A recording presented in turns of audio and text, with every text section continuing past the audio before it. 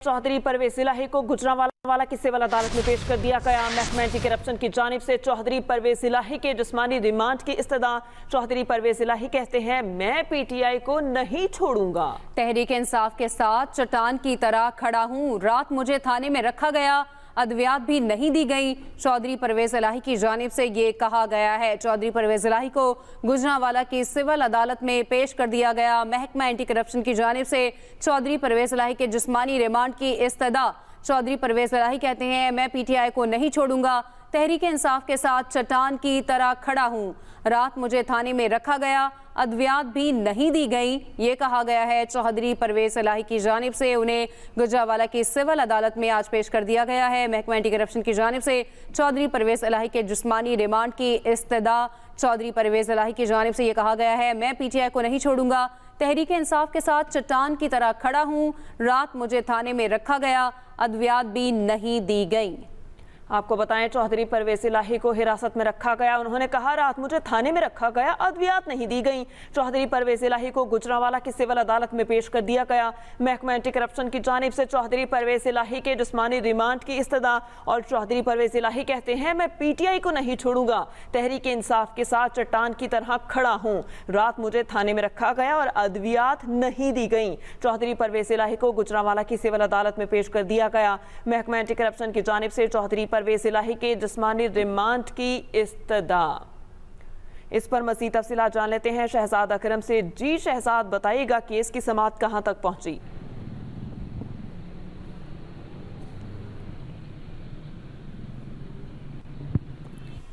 चौधरी परवेज इलाही को गुजरांवाला की सिविल अदालत में पेश कर दिया गया है। महकमा एंटी करप्शन की जानिब से चौधरी परवेज इलाही के जिस्मानी रिमांड की इस्तदा। चौधरी परवेज इलाही कहते हैं, मैं पीटीआई को नहीं छोड़ूंगा। तहरीक इंसाफ के साथ चट्टान की तरह खड़ा हूं।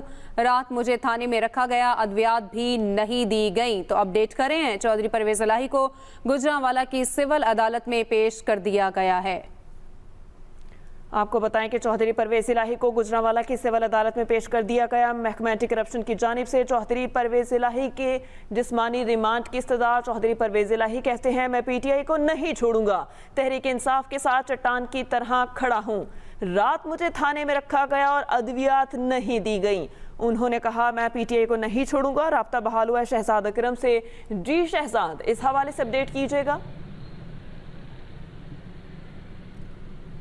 जी, ये गुज़िश्ता रोज़ जो है ये परवेज इलाही को लाहौर से गिरफ्तार करके गुजरांवाला मुंतकिल कर दिया गया था, जिसके बाद जो है इनको रीजनल हेडक्वार्टर में जो है वो ठहराया गया। लेकिन रात के जो है ये एक अजब जो है पुलिस की जानिब से और एंटी करप्शन की जानिब से फैसला किया गया, मिल करके इनको जो है सिविल लाइन थाने में मुंतकिल किया जाए।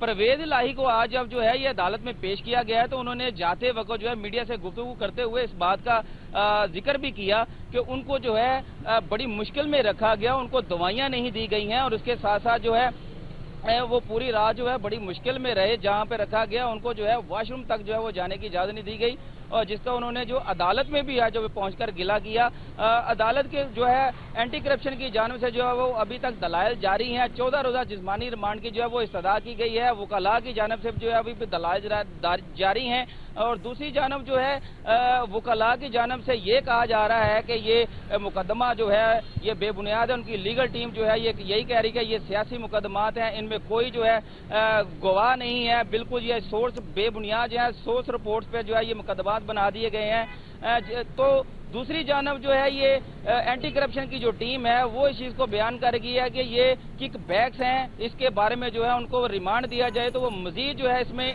इन्वेस्टिगेशन करके जो है वो चीज़ें जो है वो खंगाल कर जो है निकाल सकते हैं।